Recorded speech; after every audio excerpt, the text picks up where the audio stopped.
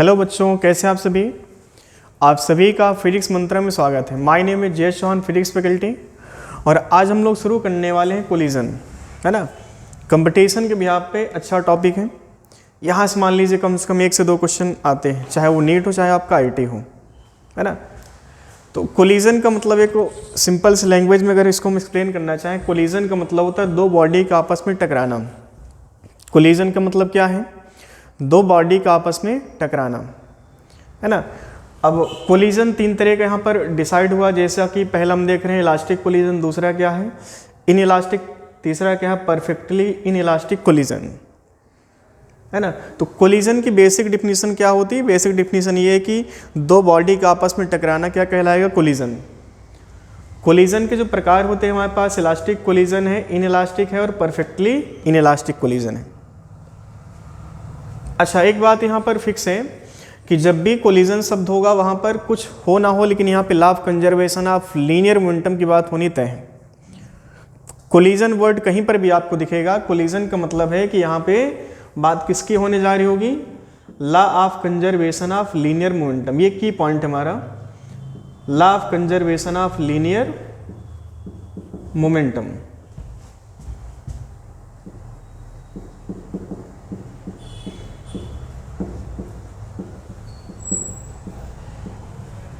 तो linear momentum यहाँ पे कंजर्व होगा।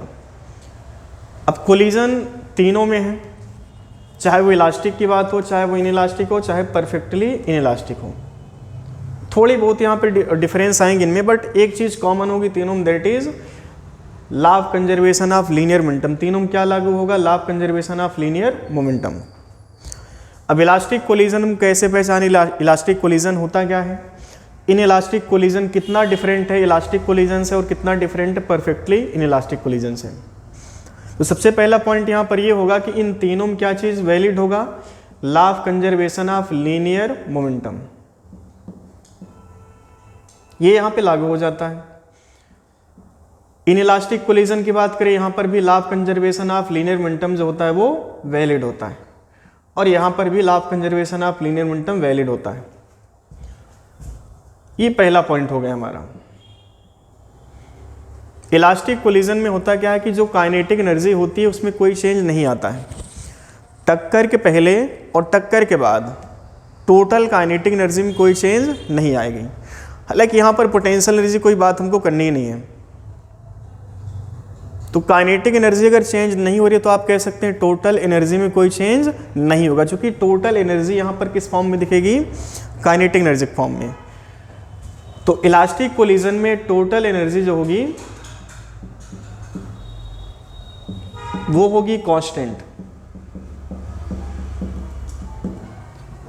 तो हम यहां पर law of conservation of energy की बात भी कर सकते हैं। Law of conservation of energy यहां पर क्या होगा? वैलिड होता है। टोटल एनर्जी यहां पर कांस्टेंट नहीं होती है।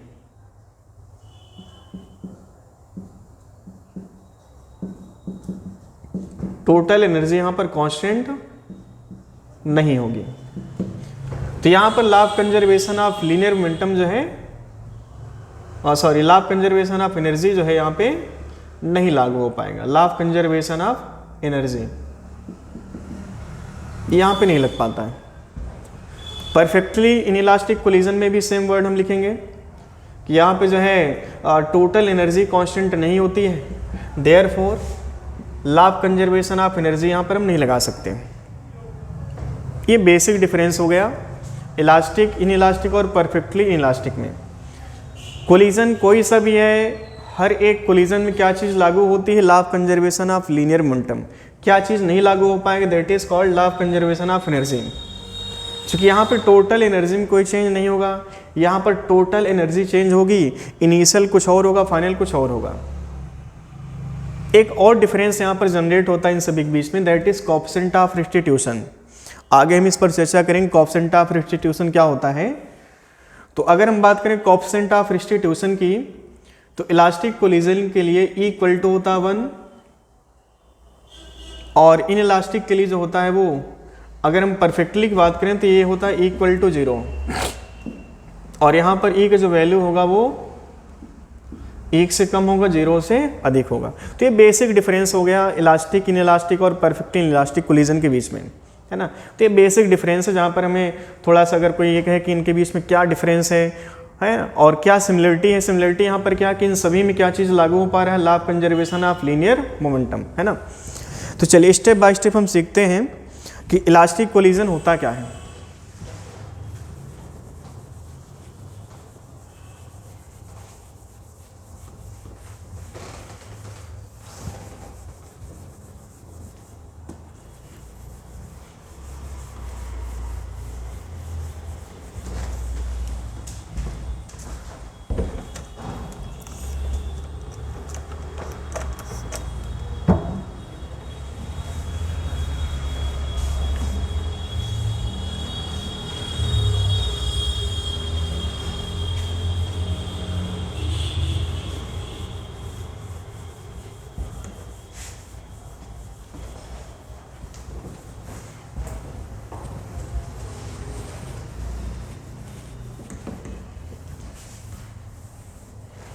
तो की पॉइंट हमारा क्या है, कोलिजन कोई सा भी है, उन सभी कोलिजन में क्या चीज़ वैलिड होगा, law of conservation of linear momentum, है ना।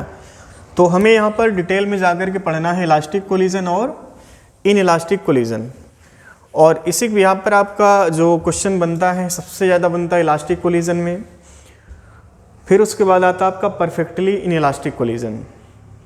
इन इलास्टिक कोलिजन में भी कुछ क्वेश्चन बनते हैं, है ना।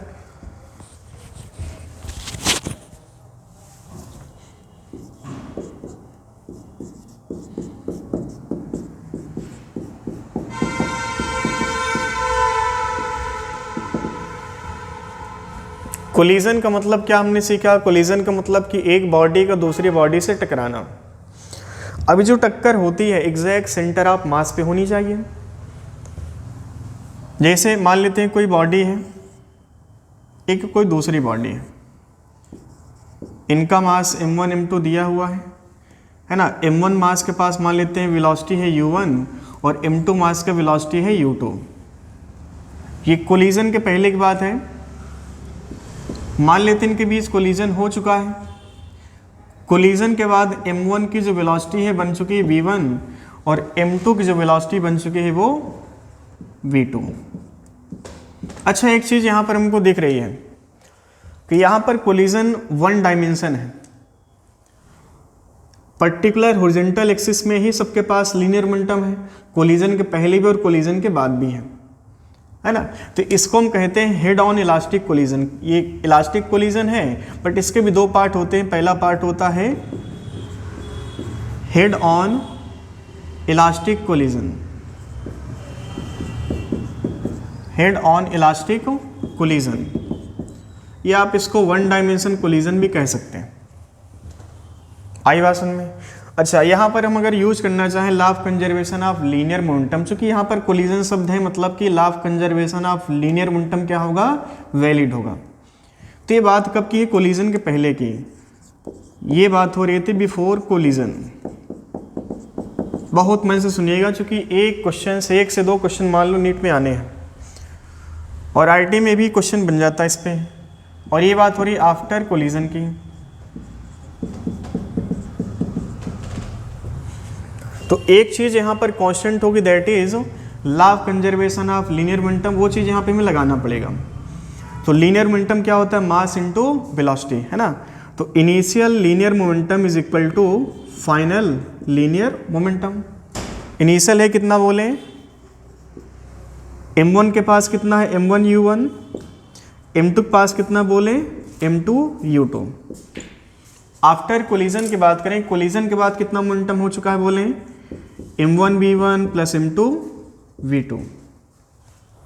ये बात हमने किससे की, bye the help of law of conservation of linear momentum. और हमने एक बात अभी बोली थी कि इलास्टिक कोलिजन में टोटल एनर्जी में कोई चेंज नहीं होता है, टोटल एनर्जी में कोई चेंज नहीं होगा। अब यहाँ पर टोटल एनर्जी है कौन सी, काइनेटिक, क्योंकि यहाँ पर जो बॉडी का जो लेवल है उस लेवल में कोई चेंज नहीं हो रहा। सेंटर ऑफ मास जिस लेवल पर था उसी लेवल पर आगे बढ़ता चला जा रहा है। तो मतलब कहने के यहाँ पर सेंटर ऑफ मास की ऊंचाई में कोई चेंज नहीं आ रहा। और हम जानते हैं पोटेंशियल एनर्जी होती है mgh में जो h होता है that is height of centre of mass from the reference level. तो अगर हमने रेफरेंस लेवल यहाँ पर कहीं भी चूज कर लिया तो उस रेफरेंस लेवल के बिहाफ पे सेंटर ऑफ मास की ऊंचाई में कोई चेंज नहीं हो रहा। मतलब कि सिर्फ यहाँ पर किस में चेंज हो रहा है, काइनेटिक एनर्जी में। तो वो टोटल काइनेटिक एनर्जी कैसी होगी, कांस्टेंट होगी। तो हम यहाँ पर एक बात और लिखेंगे, by the help of law of conservation of energy kinetic energy initial बराबर काइनेटिक एनर्जी फाइनल। अब इनिशियल काइनेटिक एनर्जी कितना होगी बताएं, क्या लिखेंगे यहाँ पर हम बोले half m1 u1 square plus half m2 u2 square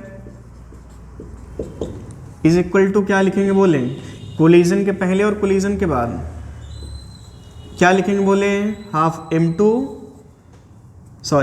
m1 b1 square plus half m2 v2 square. देखिए 1/2 यहाँ से कैंसिल आउट हो जाएगा। अच्छा ये सब क्या कर रहे हैं हम कर क्या रहे हैं, हम यहाँ पर ये कर रहे हैं कि आफ्टर कोलिजन b1 b2 का वैल्यू कितना हो। क्वेश्चन में यहाँ पर u और u2 हमको दिया होगा, तो क्वेश्चन ये पूछेगा कि आफ्टर कोलिजन v1 v2 कितना होंगे, है ना। तो चलिए हम समझते हैं कि यहाँ पर हमें v1 v2 कैलकुलेट करना है। तो v1 v2 दो अननोन है, तो यहाँ पर कम से कम दो इक्वेशन भी हमारे पास होनी चाहिए, है ना। तो चलिए अगर हम इक्वेशन 1 से देखें, इक्वेशन 2 से देखें। इक्वेशन 1 में अगर आप देखें 1 एक तरफ ले चलें 2 एक तरफ ले आएँ, तो हम लिख सकते हैं m1 u1 minus m1 b1 is equal to m2 v2 minus m2 u2। ये वाला टर्म्स इधर ले आए और ये वाला टर्म्स उधर ले गए। तो आप यहाँ पर देखें क्या यहाँ से हमें m1 और ब्रैकेट के अंदर क्या मिलेगा u1 माइनस v1। ये हमने कहाँ से बात उठाई है, फ्रॉम इक्वेशन 1, फ्रॉम इक्वेशन 1। देखो यहाँ से m2 कॉमन होगा, m2 कॉमन लिया तो अंदर क्या मिला v2 माइनस u2। अब इसको हम लिख लेते हैं कहानी नंबर 3। अगर कहानी नंबर 2 से हम फिर से ऐसी कुछ कहानी बनाएं तो देखिए फ्रॉम इक्वेशन 2 1 एक तरफ ले चलें 2 एक तरफ ले चलें, तो आपके पास देखिए बस एक चीज़ यहाँ पर चेंज होगी, m1 u1 square minus v1 square is equal to m2 v2 square minus u1 square, है ना। अब आप इसको थोड़ा सा और एक्सपेंड करें, हम इसको लिख सकते हैं u1 minus v1 into u1 plus v1। इसको हम लिख सकते हैं m2, एक ब्रैकेट में क्या निकल के आएगा v2 minus u2 into v2 plus u2। इसको मान लेते हैं इक्वेशन नंबर 4। अब आप इनको डिवाइड कर लो, इक्वेशन नंबर 3 और 4 को डिवाइड कर लीजिए। 4th इक्वेशन को हमने 3rd इक्वेशन से डिवाइड कर लिया। तो आप देखें अगर हम इससे इसको डिवाइड करें, लेफ्ट हैंड साइड देखें ये चीज़ सेम है, ऊपर नीचे मास भी सेम है, तो कैंसिल आउट हो जाएंगे। तो क्या मिलेगा हमको, सिर्फ यहाँ पर u1 plus v1 is equal to, यहाँ पर देखो क्या कैंसिल आउट होगा, m2 into v2 minus u2, ऊपर नीचे क्या होगा कैंसिल आउट हो जाएगा। बचा क्या हमारे पास v2 प्लस u2, है ना। अच्छा अब यहाँ से हम थोड़ा सा एक बार और समझे चीज़ों को, हम लिख सकते हैं यहाँ से u1 minus u2 is equal to v2 minus v1। अब आप देखें u1 माइनस u2 हमको क्या बता रहा है, u1 का मतलब क्या है, कोलिजन के पहले पार्टिकल की वेलोसिटी, और u2 क्या है, कोलिजन के पहले दूसरे पार्टिकल की वेलोसिटी। अच्छा कोलिजन कब हुआ होगा, जब यहाँ पर पीछे वाली बॉडी की रफ्तार आगे वाली बॉडी की रफ्तार से ज़्यादा होगी। अगर इसकी रफ्तार कम हो गई तो कभी इसको टक्कर नहीं मार पाएगी। तो जो बॉडी पीछे से आ रही है अगर इसको आगे वाले को ठोकना है तो इसकी रफ्तार इससे ज़्यादा रखनी पड़ेगी, है ना। तो आप ये कहें कि मान लो इनके बीच कुछ दूरी है और वो दूरी मतलब समय के साथ डिक्रीज होगी, चूंकि यहाँ पर u1 की रफ्तार u2 से ज़्यादा है। अगर u1 मान लेते हैं 4 मीटर पर सेकेंड है, u2 मान लेते हैं 2 मीटर पर सेकेंड है, तो हम ये कहेंगे कि हर सेकेंड इनके बीच का जो अंतर है वो 2 मीटर कम होता चला जाएगा। तो एक ऐसा टाइम आएगा जहाँ पर m1 m2 जस्ट पास पहुँच गया होगा और इसको ये ठोक देगा। अच्छा, बाद की बात करें तो बाद में देख रहे हैं v1 है और v2 है। अब कोलिजन के बाद अगर देखें तो यहाँ पर m1 की पहले जो रफ्तार थी u1 थी और u1 जो था u2 से ज़्यादा था, लेकिन आप सोचें कि कोलिजन के बाद अगर v1 v2 से अभी भी ज़्यादा है तो गारंटीड ये फिर से इसको दोबारा ठोक देगी। बट ऐसे यहाँ पर नीट के हिसाब से देखें तो नीट में ऐसा बहुत रेयर केस में क्वेश्चन मिलेगा, है ना। और ये जो दो पार्टिकल का कोलिजन है यहाँ पर कभी आपको एक बार जो बॉडी पीछे से टक्कर मार चुकी आगे वाली बॉडी को, अब दोबारा इसको कभी टक्कर नहीं मार पाएगी, क्योंकि ऑलरेडी पीछे वाली बॉडी ने आगे वाली बॉडी की रफ्तार को बढ़ा दिया होगा।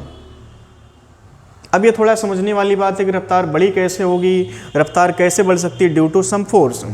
तो पीछे वाली जब बॉडी आगे वाली बॉडी पर ठोकर की होगी, टक्कर मारी होगी, तो उस टाइम पर इनके बीच लग रहा होगा फोर्स। वो फोर्स क्या करेगा, m1 ने m2 को आगे धक्का दिया तो m2 m1 पर क्या करेगा, पीछे फोर्स लगाएगा। अब इसके द्वारा इस पर जो फोर्स लगेगा वो आगे की तरफ लग रहा, तो ये रफ्तार क्या होगी, बढ़ेगी। और इसके द्वारा जब फोर्स m1 पर लगा होगा तो इसकी रफ्तार कम होगी। तो फाइनली अगर हम आफ्टर कोलिजन की बात करें तो आफ्टर कोलिजन ऐसा लग रहा कि जो v1 है v2 से छोटा है। कोलिजन के पहले की बात करें तो यहाँ पर आप देखिएगा कोलिजन के पहले जो u1 होगा u2 से अधिक होगा। बट आफ्टर कोलिजन की बात करें तो आफ्टर कोलिजन जो v1 होगा वो लेस देन v2 होगा। अब v1 लेस देन v2, अब ये कितना लेस है कितना मोर है v2, ये हमें कैलकुलेट करना पड़ेगा, है ना। तो अच्छा ये देखिए u1 माइनस u2 क्या बता रहा है हमको, ये बता रहा है कि आफ्टर एवरी सेकेंड जो वेलोसिटी डिस्टेंस है वो कम होगा by the difference of velocity. अगर मान लें यहाँ पे 4 है और ये 2 है तो 2 माइनस 4 मतलब 4 माइनस 2 मतलब यहाँ पर 2 बना होगा। और 2 यहाँ पर क्या बताएगा कि आफ्टर एवरी सेकेंड इनके बीच का जो गैप है कोलिजन के पहले 2 मीटर पर सेकेंड कम होता चला जाएगा। v2 माइनस v1 ये बता रहा हमको अगर v2 4 है और v1 2 है, मतलब कहने का इनके बीच का जो अंतर है हर सेकेंड 2 मीटर बढ़ता चला जाएगा, है ना। तो इसको हम कहेंगे रिलेटिव वेलोसिटी ऑफ अप्रोच, इसको कहेंगे रिलेटिव वेलोसिटी ऑफ सेपरेशन। यहाँ कोलिजन के पहले बॉडी पास आएंगी और कोलिजन होने के बाद बॉडी यहाँ पर एक दूसरे से दूर जा रही होंगी।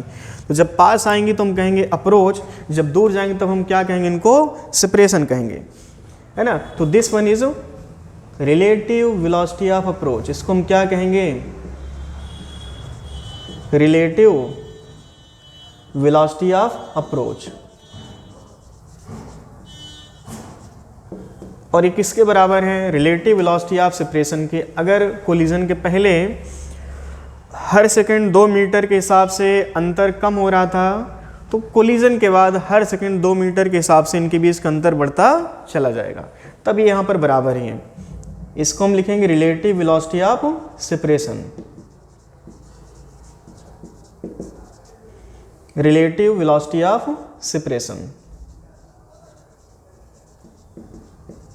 है ना। ये हमारा स्टैंडर्ड इक्वेशन हो गया, ये भी एक फार्मूले की तरह है हमारा, है ना, ये भी एक फार्मूला ही हो गया, है ना। चलिए अब हमें यहाँ पर हमारी प्रायोरिटी क्या है कि कोलिजन के बाद इंडिविजुअली v1 कितना है और v2 कितना है, ये हमें कैलकुलेट करना है। तो चलिए अगर हम इस v1 और v2 का जो पैरामीटर है, v1 अगर हमको ढूंढना है तो हमें यहाँ पर v2 को इधर भेजना पड़ेगा और v1 का डाटा चाहे आप फर्स्ट इक्वेशन में रखो चाहे सेकंड इक्वेशन में रखो।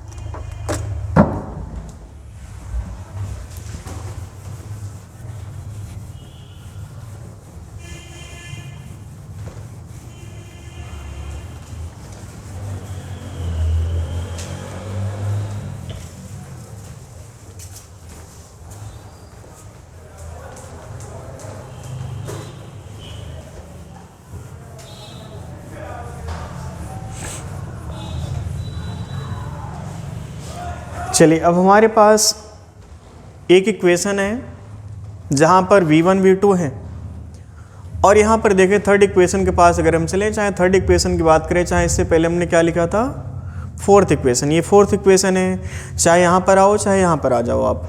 तो चलिए हम थर्ड इक्वेशन में v1 v2 को रिप्लेस करते हैं। अच्छा चलिए एक बार हम फिर से देखते हैं, अभी जो हमने कैलकुलेट किया वो कैलकुलेट किया v1 u1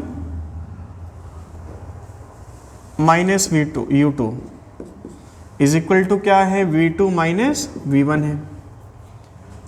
तो आप बताएं v2 बराबर क्या मिला होगा यहाँ से u1 minus u2 plus v1, है ना। अब इस v2 को हम कहाँ पे रखेंगे, इक्वेशन नंबर थर्ड में।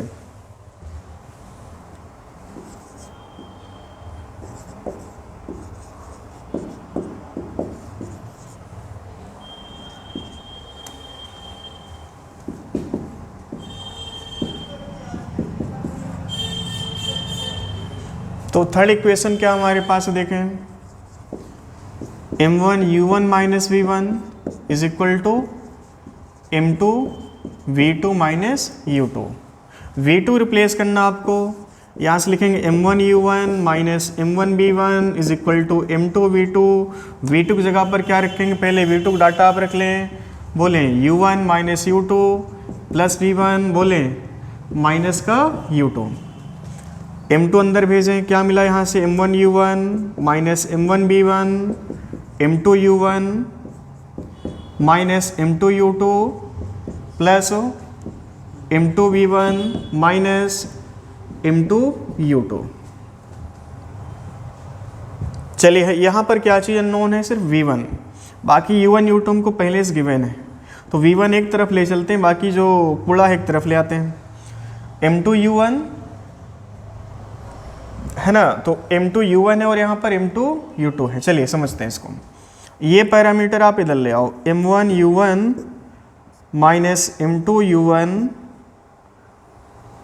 Plus m2 u2 plus m2 u2 is equal to क्या लिखेंगे, m2 v1, ये माइनस उधर जाके प्लस हो जाएगा m1 v1। अब आप देखें कुछ चीज़ें हमने दो बार लिख दी हैं, m2 u2 दो बार लिख दिया है। अब आप देखिए यहाँ से u1 कॉमन ले लेते हैं, तो अंदर क्या मिलेगा हमको, यहाँ से m1 माइनस m2। यहाँ से देखो आप इसको कितने बार लिखें, दो बार, तो यहाँ पर ट्वाइस ऑफ m2 u2, है ना। अब आप देखें m1 प्लस m2 कॉमन हो गया, और आप उसको डिवाइड कर लो यहाँ पे m1 प्लस m2, और यहाँ पर भी डिवाइड कर लो m1 प्लस m2 से, बराबर कितना हो गया यहाँ पे v1। तो after collision velocity of particle कितना होगी, ये सिर्फ इस बात पर डिपेंड नहीं करेगा कि वेलोसिटी का कितना डिफरेंस है, यहाँ पर मास भी आ चुका है। देखिए मास के डिफरेंस पर भी आफ्टर कोलिजन वेलोसिटी डिपेंड की है, और मास का जो सम है उस पर भी डिपेंड किया है। u1 u2 मान लो कुछ भी है, बट यहाँ पर m1 m2 का इतना ज़्यादा डिफरेंस ना हो कि v1 बहुत ज़्यादा इफेक्ट हो जाए, है ना। तो ये हमारा फाइनली जो रिजल्ट है आफ्टर कोलिजन पहले पार्टिकल की जो वेलोसिटी वो कितना होगी, ये v1 आ गया। अब देखिए v2 आपको नहीं ढूंढना है, v1 आपने ढूंढ लिया, v2 के लिए आपको थोड़ा सा ट्रिक अपनाना पड़ेगा।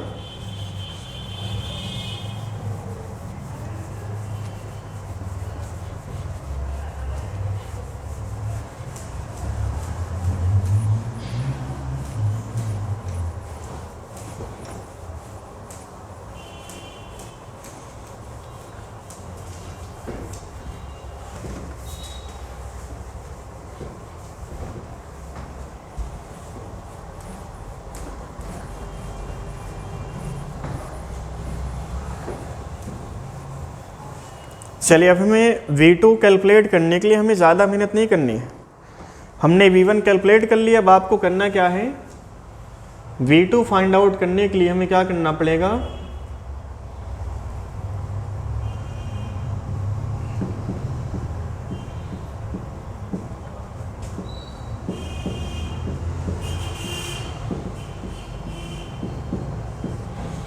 V2 फाइंड आउट करने के लिए V1 में 1 को 2 से रिप्लेस करेंगे।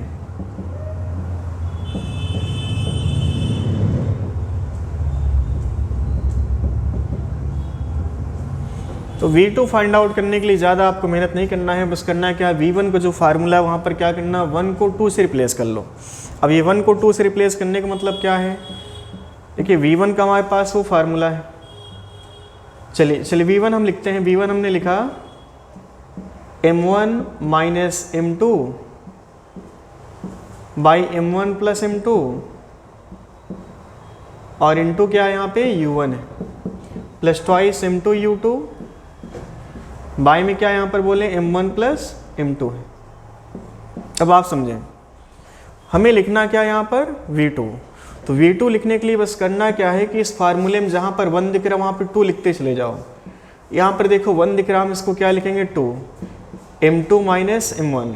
अब देखो ऐड करने में चाहे M1 प्लस M2 लिखो चाहे M2 प्लस M1 बात बराबर है। तो नीचे आज भी आप लिखोगे M1 प्लस M2, बट आप देखें यहाँ पर गुणा क्या है, वेलोसिटी। तो यहाँ पर U1 अब क्या आ जाएगा, यहाँ पर U2 आ जाएगा, प्लस ट्वाइस M1 U1 और बाई में क्या बनेगा M1 प्लस M2। बस एक ही अंतर है, जहाँ पर 1 दिख रहा था वहाँ पर हमने 2 से रिप्लेस कर लिया। तो ये दो फार्मूले बहुत काम के हैं। जब भी आपको इलास्टिक कोलिजन में velocity of particle after collision find out करना है तो वहाँ पर ये फार्मूले आपको याद रखने हैं। आई बात समझ में। अब इसके कुछ स्पेशल केस हैं, उनको हम डिस्कस कर लेते हैं।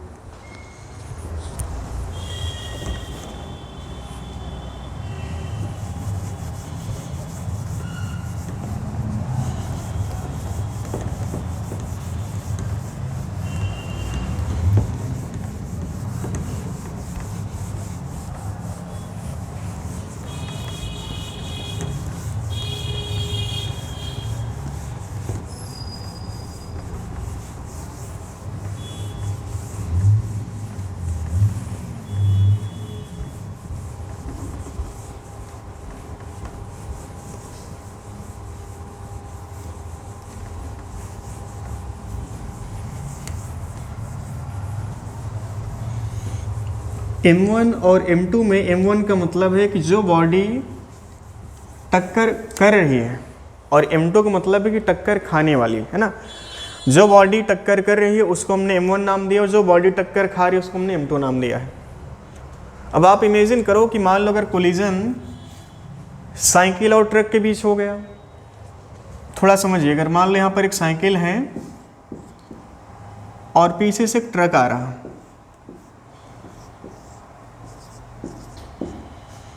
ट्रक की रफ्तार मान लेते हैं 120 किलोमीटर पर आवर है और जो साइकिल है साइकिल की रफ्तार मान लेते हैं 10 किलोमीटर पर आवर है।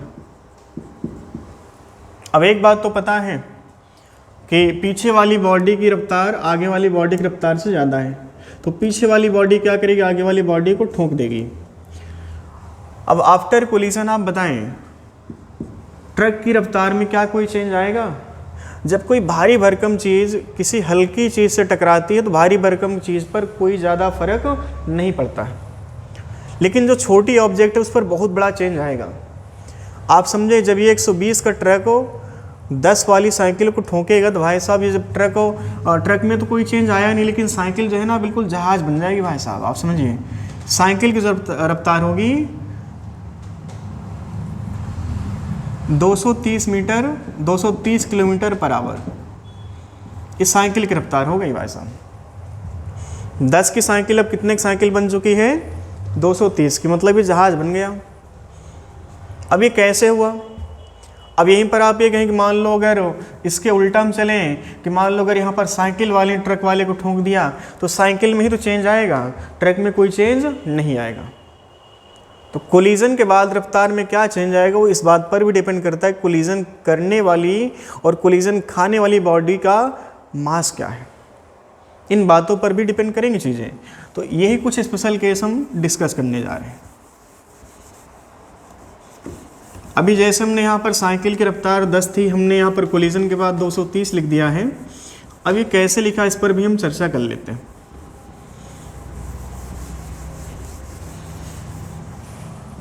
तो चलिए पहला केस हमारे पास है, अगर कोलिजन करने वाली बॉडी और कोलिजन खाने वाली बॉडी का मास बराबर है। If collision occurs between two identical object, between two identical body, between two identical body. Identical body का मतलब कि मास इनका इक्वल है। तो पहली बॉडी का मास मान लेते हैं m1 है, दूसरी का m2, और ये दोनों मिला करके m के इक्वल है।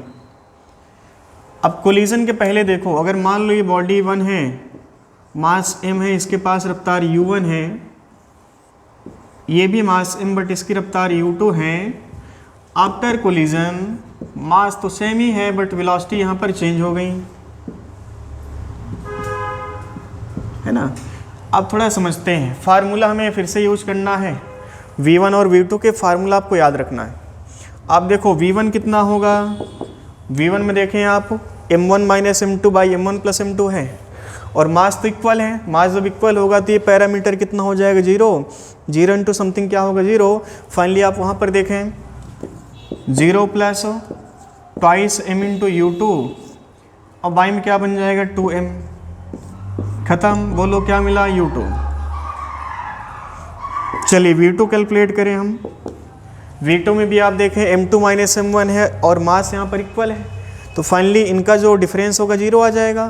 तो इस बार देखें फिर से क्या मिलेगा, 0 plus 2m by 2m into u1 बराबर क्या लिख लें, बोलो u1। अच्छा v1 क्या है, v1 का मतलब है कि कोलिजन के बाद पहली बॉडी की स्पीड, पहली बॉडी की रफ्तार। ये पहली बॉडी दूसरी बॉडी, यहाँ पर ये पहली बॉडी दूसरी बॉडी है। अब आपको ऐसा लग रहा होगा कि कोलिजन के पहले जो रफ्तार 1 की थी, अब वो कोलिजन के बाद 2 की हो गई। v1 का मतलब क्या निकल के आ रहा है यहाँ पर u2, v1 बराबर u2 का मतलब कि जो इसकी रफ्तार है। अच्छा देखो v1 बराबर यहाँ पर क्या लिख लें हम, u2, और v2 बराबर क्या लिख लें, बोलो u1। मतलब क्या निकला यहाँ से कि कोलिजन के बाद जो पहली की रफ्तार थी वो दूसरे को मिल गई और दूसरी की रफ्तार पहले को मिल गई। तो एक तरह से हम कह सकते हैं कि यहाँ पर वेलोसिटी का इंटरचेंज हो गया। इसने अपनी वेलोसिटी इसको दे दिया और इसने अपनी वेलोसिटी इसको दे दिया। आई बात समझ में। तो कोलिजन अगर दो आइडेंटिकल बॉडी के बीच है तो यहाँ पर वेलोसिटी जो है ना एक दूसरे की आपस में इंटरचेंज हो जाएंगी। तो ये पहला स्पेशल केस था हमारा जहाँ पर कोलिजन दो आइडेंटिकल बॉडी के बीच हुआ। चलिए इसमें कुछ और केस लेते हैं।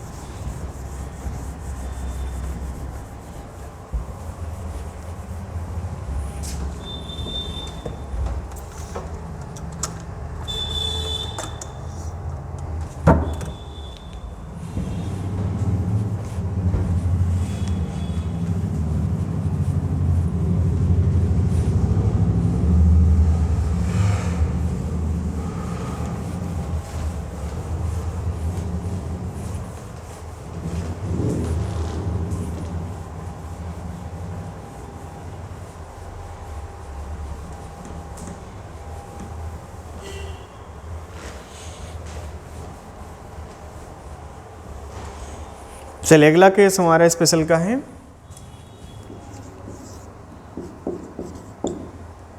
If m1 much greater than m2, मतलब टक्कर करने वाली बॉडी जो है ना इसका मास बहुत ज़्यादा है। मतलब कि जैसे हमने अभी एग्जांपल लिया कि एक ट्रक और एक साइकिल है। ये मान लो एक ट्रक है, इसका मास m1 है और सामने एक साइकिल है ना। इसके पास रफ्तार है u1 और इसके पास रफ्तार है u2, है ना। इस पूरे सिस्टम का मास मान लेते हैं m2 है। कोलिजन के बाद क्या होगा, ट्रक की रफ्तार देखते हैं, मान लेते हैं v1 हो चुकी है और साइकिल की रफ्तार मान लेते हैं v2 है। अब आप देखिए आपके पास फार्मूला V1 का क्या है, अभी हमने फार्मूला इरेज नहीं किया है। V1 में M1 का वैल्यू क्या है, M2 से बहुत ज़्यादा है। तो जब बहुत ज़्यादा तो आप इसको ना तो ऐड करोगे और ना ही सब्ट्रैक्ट करोगे, तो ये जो डिफरेंस आएगा बहुत ज़्यादा आएगा नहीं, डिफरेंस यहाँ पर भी बहुत ज़्यादा नहीं आएगा, जो M1 है वही M1 रह जाएगा, है ना। तो M1 by M1 cancel out हो जाएगा। तो V1 बराबर क्या मिला हमको, बोलो यहाँ से U1 मिला होगा। और आप देखें M2 by M1 plus M2 है। अब M2 बहुत ज़्यादा है कि बहुत कम है, M2 एक तरह से बहुत कम है, बहुत कम से आप बहुत ज़्यादा को डिवाइड करेंगे तो आपको क्या मिलेगा, बहुत जीरो मिल जाएगा लगभग। तो फाइनली यहाँ पर क्या मिल चुका है, V1 बराबर 0, हाँ V1 बराबर U1 प्लस 0। तो फाइनली क्या मिला हमको, U1। मतलब कहने का कि कोलिजन के पहले जो रफ्तार हैवी बॉडी थी वही रफ्तार बाद में भी है। हमने क्या बोला कि भारी भरकम बॉडी जब किसी हल्की ऑब्जेक्ट से टकराएगी तो भारी भरकम वाली बॉडी पर कोई चेंज नहीं आएगा। किस में चेंज आएगा, जो बॉडी यहाँ पर हल्की है। आरिवासन में चलिए साइकिल से पूछते हैं, साइकिल है कि कुछ और बन चुकी है वो।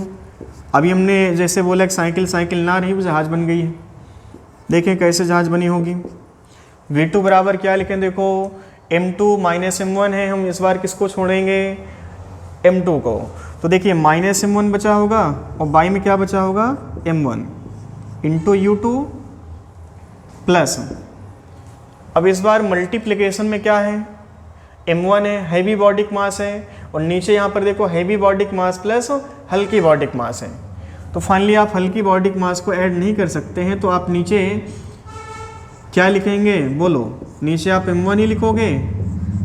अब आप देखें M1 खत्म, तो V2 इक्वल टू क्या मिला यहाँ से, माइनस का U2 plus twice of U1।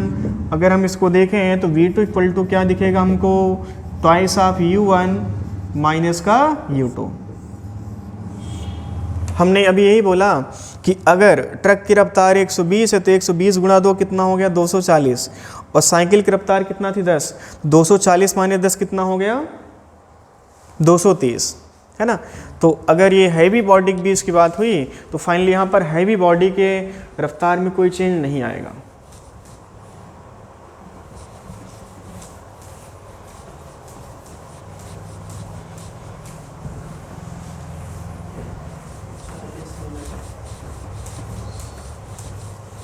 बस 5 मिनट।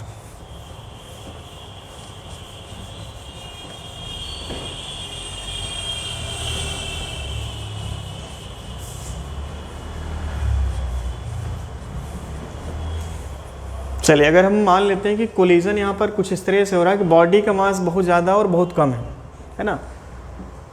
मतलब कि कोलिजन ऐसी बॉडी के बीच में हो रहा है जहाँ पर M1 much greater than M2 आज भी है, बट कोलिजन की जो शर्त है वो थोड़ा चेंज कर लिया हमने। कोलिजन कुछ इस तरह से किया कि जैसे मान लो एक दीवार है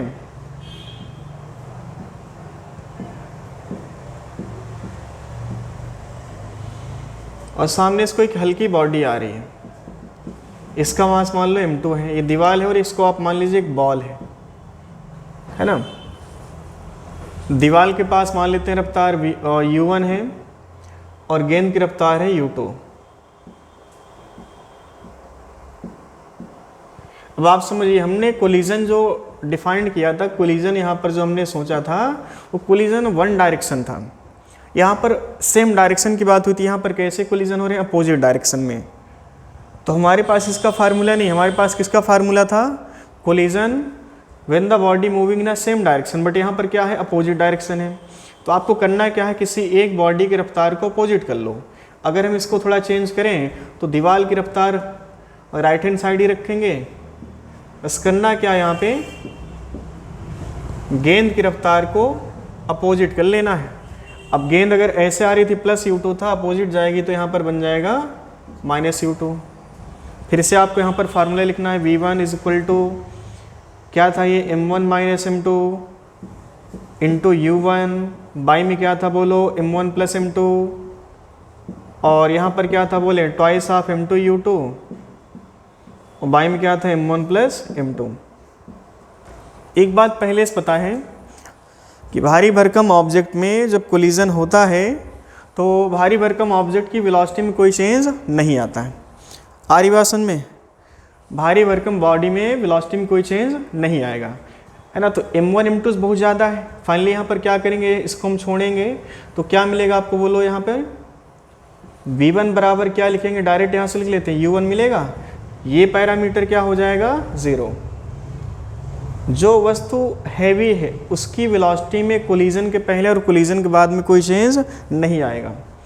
आप v2 का फार्मूला देखें, v2 इक्वल टू क्या था, m2 माइनस m1, बाई में क्या था बोले m1 प्लस m2, इंटू क्या था यहाँ पर बोले u2 था, क्या यहाँ पर था ट्वाइस m1 u1, और बाई में क्या था बोले m1 प्लस m2। अब आप देखो यहाँ पे u1 रखना है कि माइनस u2 रखना है या माइनस u2 रखना है। चूँकि यहाँ पर हमने डायरेक्शन चेंज की है u2 की, तो u2 यहाँ पर आप नहीं रखोगे, यहाँ पर क्या रखेंगे हम, माइनस u2। m2 छोड़ेंगे, जब m2 आपने छोड़ा तो फाइनली यहाँ पर देखो क्या मिलेगा, माइनस m1 और बाई में प्लस m1, तो माइनस माइनस क्या बन जाएगा, ये प्लस बन जाएगा।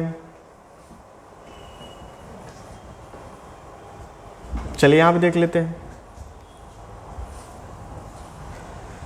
तो m1 m2 से बहुत ज़्यादा, m1 m2 से बहुत ज़्यादा, तो यहाँ पर हम क्या छोड़ेंगे, m2 छोड़ेंगे। m2 जब आपने छोड़ा तो यहाँ पर क्या मिलेगा, माइनस m1 बाई m1। तो देखें v2 इक्वल टू क्या बनेगा, प्लस u2, और यहाँ पर देखें क्या मिलेगा आपको, m1 आपने छोड़ा है कि m2 छोड़ा है, m2 छोड़ेंगे हम। जब m2 छोड़ेंगे तो यहाँ पर क्या मिल जाएगा, प्लस का 2u1। मतलब क्या निकला यहाँ से, कोलिजन के पहले जो रफ्तार थी और कोलिजन के बाद जो रफ्तार, उसमें इतना चेंज आ जाएगा। जो हल्की ऑब्जेक्ट है उसकी रफ्तार कितना थी, u2 थी, अब क्या है u2 प्लस ट्वाइस u1 हो गया। बस यहाँ पर क्या किया है भाई, वहाँ पर साइकिल और ट्रक सेम डायरेक्शन में जा रहे थे, यहाँ पर क्या है, अपोजिट डायरेक्शन में, है ना। तो ये हो गया, है ना। तो ऐसे कुछ स्पेशल केस हमने डिस्कस किए। अब इस पे जो न्यूमेरिकल है बाकी हम लोग अगली क्लास में सीखेंगे। आई होप ये आपको अच्छे से क्लियर हुआ होगा। Thank you.